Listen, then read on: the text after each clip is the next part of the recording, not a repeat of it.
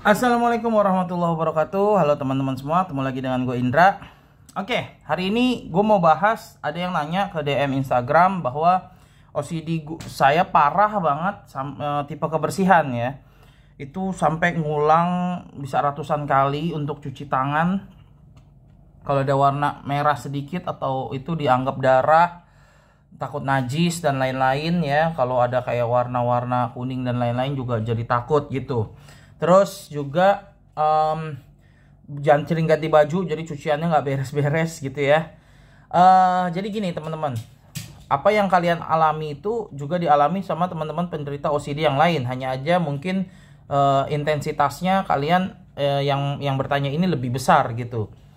Kalau ditanya ke pengalaman gue, apakah intensitas gue tipe kebersihan itu besar? Ya jelas besar gitu. Karena gue juga mencuci itu karena kan was-was dengan najis juga gitu kan, berhubungan sama nanti pakaian yang kita pakai buat sholat atau tangan kita juga kan harus suci seperti itu. Bahkan gue juga ingat, gue juga najis, takut banget kalau seandainya itu buang air gitu ya, cucinya tuh jadi berkali-kali dan nggak selesai-selesai gitu ya. Jadi di kamar mandi itu adalah perkara yang cukup lama gitu, lama banget gitu ya. Mandi, beristinja segala macam itu lama banget. Jadi itu juga dialami sama gue dan sama teman-teman yang lain. Hanya saja mungkin di sini yang bertanya lo intensitasnya tinggi banget gitu sampai ratusan kali. Nah, gue langsung kasih saran bahwa ya harus dicari traumanya gitu. Kalau lo sekarang tindakan kompulsifnya ya sama, lo coba tahan dulu. Nah, seberapa berat yang lo rasakan untuk lagi menahan itu di dalam sehari itu, seberapa berat itu tergantung pada trauma lo besar atau enggak gitu. Semakin traumanya besar ya semakin berat, jadi traumanya harus diselesaikan gitu. Traumanya apa? Misalnya dia bilang katanya takut seandainya kena najis tentang haid gitu ya, najis kotoran haid gitu, jadi dia takut kena, padahal kan nggak ada gitu. Nah mungkin lo pernah ada pengalaman tentang kena darah haid gitu. Ini gue juga nggak tahu yang nanya perempuan apa laki-laki gitu ya. Dugaan gue sih perempuan gitu. Jadi mungkin lo pernah punya pengalaman begitu gitu ya. Atau mungkin juga lo pernah menyaksikan terus jadi trauma gitu. Ada orang yang kena atau ada di depan lo tuh ada darah atau ada yang tembus gitu misalnya ya. Mohon maaf nih ya. Jadi emang begitu pertanyaan dia gitu. Jadi bisa aja tuh begitu, jadi lu takut tuh tersebar lah najisnya dan lain-lain. Nah itu diselesaikan dulu. Gimana menyelesaikannya? Kalau memang misalnya gue ambil contoh yang lebih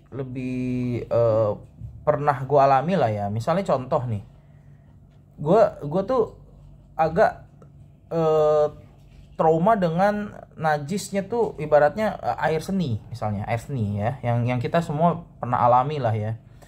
Jadi geli banget gitu kalau ada kayak ketetes di kaki atau apa, jangan-jangan belum bersih gitu kan. Nah itu traumanya hilang dengan cara gimana? Pertama dengan ilmu.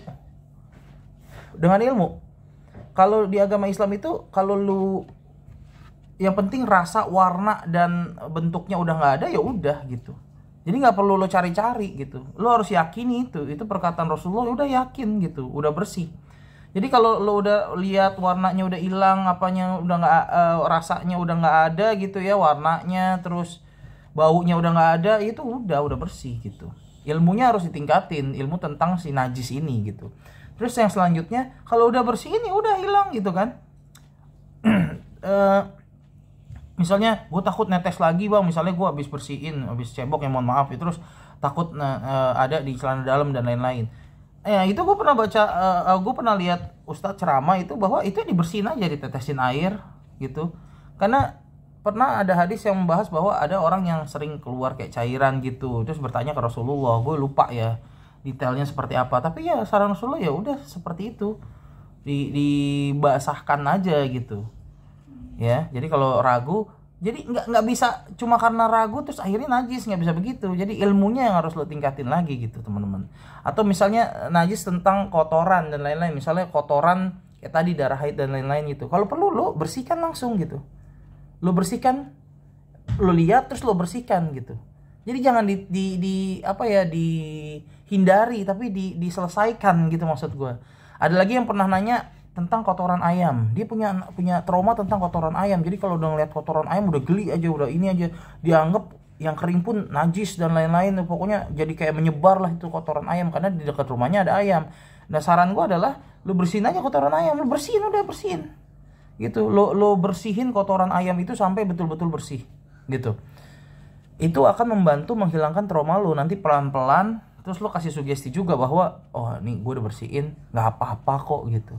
Memang harus ikhlas dengan adanya kotoran itu, ya harus bersihin aja gitu ya. Ada lagi yang traumanya juga dengan kotoran sendiri, ada lagi yang kayak kita di air seni dan lain-lain ya. Bersihin aja gitu, terus diyakinin.